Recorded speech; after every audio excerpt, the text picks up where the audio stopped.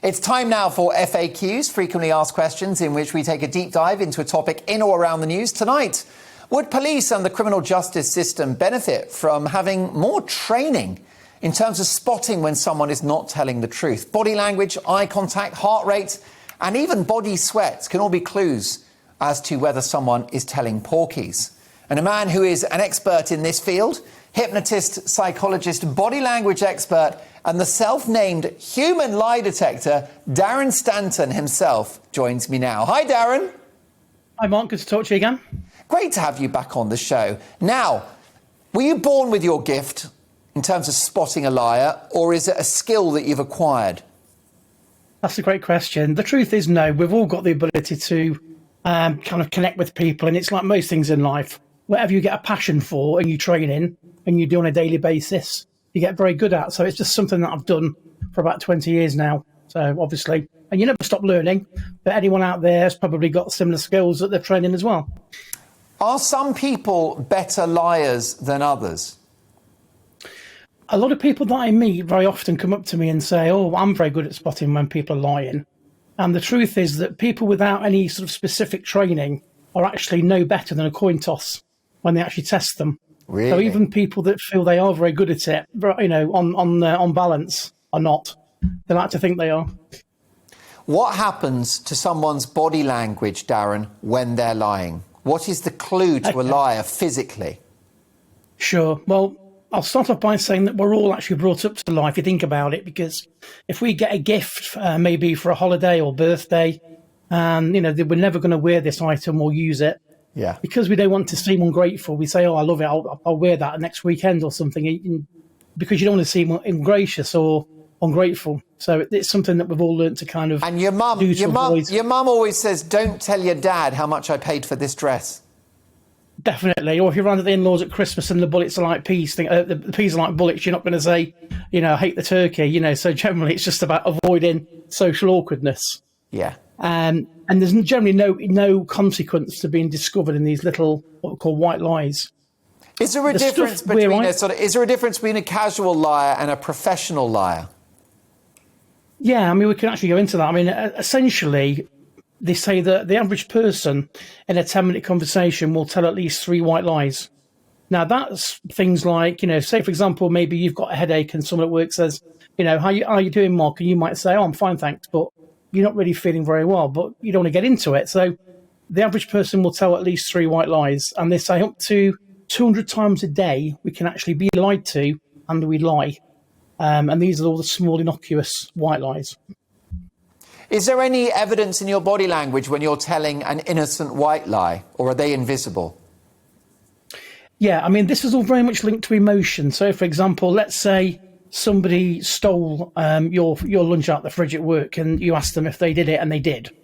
There's not really much of a consequence to them being discovered. So in terms of their psychology, there's going to be no outward signals, which we call leakage. So the outward signs that the body gives off is not a nice word, but we call it leakage. But when we go up the scale of deception, so when people maybe have stolen property or they've cheated on a partner, when they're accused, the brain goes into something called detection apprehension. So it's kind of thinking, shall I front this out or shall I be honest? Or shall I lie or be honest about it? And it's in that hesitation where the body tends to go a little bit awire. And then even in a few seconds, we can determine from changes in body language and physiology. So therefore, let's imagine that someone has stolen a Rolex watch. The cops turn up and they say, is this watch your property or did you steal it? If they're lying, does something happen to their body? So generally, when we're talking to somebody, we gain what's called a baseline. So what that means is we're looking at their heart rate, we're looking at the way they conduct themselves, are they quite animated? Now, what will happen when people that are scared of being kind of caught out is that their blink rate will begin to double or triple. Their heart rate will obviously speed up. Now, what I do is slightly different to the polygraph, because the polygraph machine is when somebody's wired up to a machine where the band is around their chest, they measure the pulse and the amount of sweat on the hand. Whereas what I do, I look at the individual and I'm sort of looking at 10 different maybe channels of communication. But some dead giveaways are lips going very pale, blink rate. And the other main one is that when people are trying to sell a big lie to you, they will overcompensate eye contact. Because the theory is that liars can't look you in the eye, whereas the truth is they can. And so general eye contact's 3 to 5 seconds. Anything beyond that, and that becomes what we call a red flag. Do they stare at you when they're lying because they want to somehow control you, control the agenda, almost hypnotise you by saying, "This is my watch, governor"?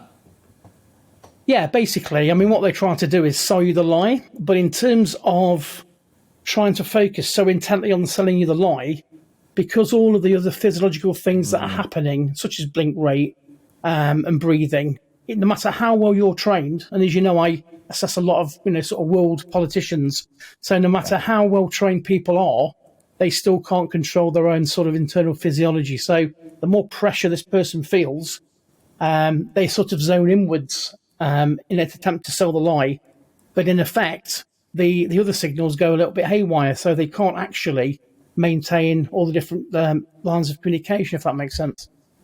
What did you call that machine that people get wired up to? It's a polygraph. It's technology which is like about 100 years old. Do you rate, because I know you back your own expertise in this area and you're a world-renowned human lie detector. Do you rate the polygraph test? Does it have veracity? Is it accurate or not? Well, it's used especially a lot in America in employment and recruiting sort of police officers. I know there's a number of police forces in the UK that have begun to use a polygraph with respect of before you've got sex offenders being released. They're putting them through the polygraph to see, obviously, if they're telling the truth. But on a personal level, I don't actually hold much weight with it because purely you're only looking at 3 channels. And the thing is, it's been proven that even what I do with the polygraph, there's something called a false positive, which means that innocent people can produce results which look guilty. So therefore, that's why these techniques on a polygraph would never, or not admissible in law, and probably would never be, because it's not 100% accurate. Are they unethical to a degree, Darren? That's a great question. I think yes, to a large extent, because you've got to look at the individual as a whole. So, for example, I work a lot within recruitment, for example, and research now says that 1 in 5 people will commit, not sort of just fudging the CV a little bit, but telling blatant lies. I had a client before COVID kicked in London at a well-known bank where they were recruiting a sort of senior person. And during the interview, they were a great candidate, except one part of the CV. I noticed 6 or 7 what we call red flags around this portion of the CV. And long story short, about 3 months later, I was back in doing some other work. And my client said, "Remember that person that you sat in with?" I said, "Yeah." And they said, "Well, he'd not only not taken part in that particular project that he was so proud of, but the actual company had never heard of him." So that was basically a massive emotional shift in that person's sort of physiology that gave the game away. It's obviously incredibly important work that you do. Finally, Darren, I wish we had longer, but let me ask you, being able to spot a liar, is that a bit of a superpower? I mean, has that been useful in your own life? Even when you're off duty, do you observe when people are being honest? How honest am I being now, Darren? You're absolutely honest, Mark. I've never known you to tell a lie. And that's the truth. I'm trying to not stare at you. I don't know. Going to dob myself in. But I mean, is it something that you found, is it a superpower? Is it a useful thing to have in your back pocket, in terms of your private life? Well, I'll tell you a bit of a moral dilemma I had a couple of years ago. I had a friend whose partner worked away. And then when they came back, we kind of met up and they said that he was really paranoid about meeting me. Like, there's no need to be. I'm a nice guy. and as we stood talking, there was just certain things that cropped up about the length of time that he'd been working away. So he was saying that he was working away 2 months of the time, but it transpired he was working away 6 weeks of the time and just basically having affairs during that 2-week period.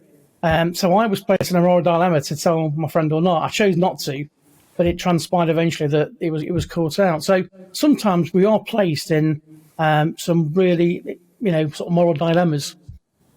Well, I mean, I think it's remarkable what you do, Darren. Let's get you in the studio in the future and have a proper long chat through it. You can be found at Darren Stanton on Twitter. And Darren Stanton is TV's human lie detector. No word of a lie, Darren. You're a fabulous man. Thank you. Take care. Top man. Really interesting stuff. I think you'll agree. Thank you there to Darren.